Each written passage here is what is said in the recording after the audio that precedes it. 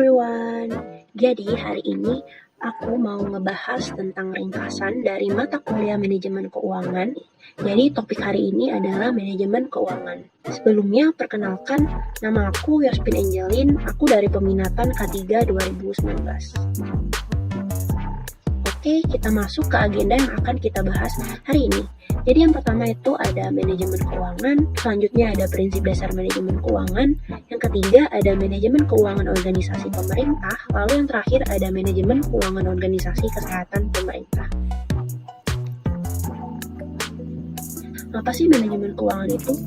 Jadi, manajemen keuangan itu adalah ilmu dan seni yang membahas, mengkaji, serta menganalisis bagaimana manajer keuangan dengan mempergunakan seluruh sumber daya dalam organisasi untuk mencari dana, mengelola dana, dan membagi dana dengan tujuan mampu memberikan profit untuk mencapai tujuan suatu organisasi. Lalu, apa aja sih prinsip-prinsip dasar manajemen keuangan itu?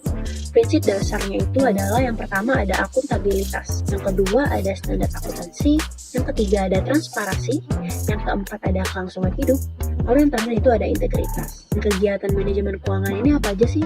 Ini yang pertama itu ada penggunaan dana, kedua itu ada perolehan dana, ketiga itu ada pengelolaan dananya. Tujuannya yang pertama itu ada untuk memaksimalkan nilai, dan yang kedua itu untuk stabilitas, tiga itu ada untuk meminimalkan resiko. Fungsi dari manajemen keuangan itu adalah untuk yang pertama itu berfungsi untuk keputusan investasi, yang kedua itu untuk keputusan pendanaan.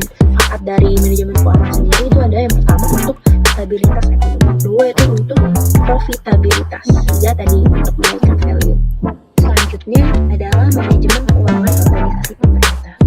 Menurut Undang-Undang Nomor 17 Tahun 2003 tentang Keuangan Negara Pasal 1 Angka 7 disebutkan bahwa anggaran pendapatan dan belanja negara atau APBN adalah rencana keuangan tahunan pemerintah negara yang disetujui oleh Dewan Perwakilan Rakyat. Nah, jadi yang pertama itu tadi ada perencanaan dan penganggaran, lalu yang kedua itu ada pembahasan APBN, lalu lanjut penetapan APBN, lalu yang keempat itu adalah pelaksanaan APBN disusul dengan pelaporan dan pencatatan APBN-nya, lalu pemeriksaan dan pertanggungjawaban berulang hingga membentuk suatu siklus.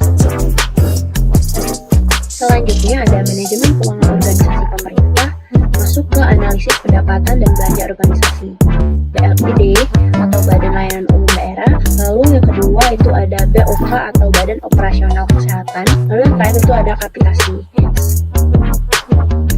SPM sendiri adalah standar pelayanan minimal. Adapun pembiayaan SPM ini dari yang pertama APBD, dana transfer, dana khusus, APBU, hibah atau CSR, lalu kerjasama daerah. Mengingat SPM adalah penyediaan kebutuhan dasar secara minimal bagi seluruh warga negara, maka seluruh warga negara penerima harus memperoleh pelayanan minimal di bidang kesehatan itu secara 100%. Dan maka dalam evaluasi SPM ini dinyatakan daerah tersebut belum mencapai SPM apabila tidak 100%. Dalam penganggaran SPM juga hendaknya tidak boleh dibatasi oleh anggaran. Dengan demikian, penganggaran SPM itu harus diprioritaskan terlebih dahulu sebelum pemenuhan anggaran lainnya. SPM ini diukur dapat dengan kekuatan indikator kinerja utama yang telah diatur pada Peraturan Menteri Negara Pendayagunaan Aparatur Negara Nomor 9 Tahun 2017. Nah, dalam pelaksanaannya harus memenuhi prinsip-prinsip pelaksanaan atau pengelolaan keuangan negara pada satuan kerja pemerintah. Ada anggaran itu bersifat tahunan. Kedua itu universalitas. Yang ketiga kesatuan. Yang keempat spesialis. Yang kelima ada akuntabilitas yang berorientasi pada hasil. Lalu profesionalitas. Lalu proporsionalitas.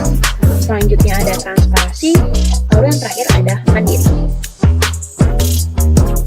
Selanjutnya masuk ke bidang monitoring dan evaluasi manajemen keuangan organisasi kesehatan pemerintah yang telah diatur pada Peraturan Menteri Keuangan Republik Indonesia Nomor 195 Tahun 2018 tentang monitoring dan evaluasi pelaksanaan anggaran belanja Kementerian Negara atau lembaga.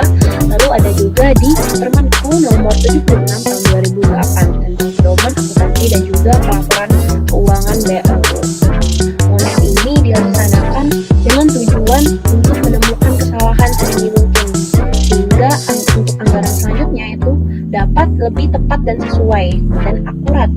Oke, sekian dari penjelasan aku.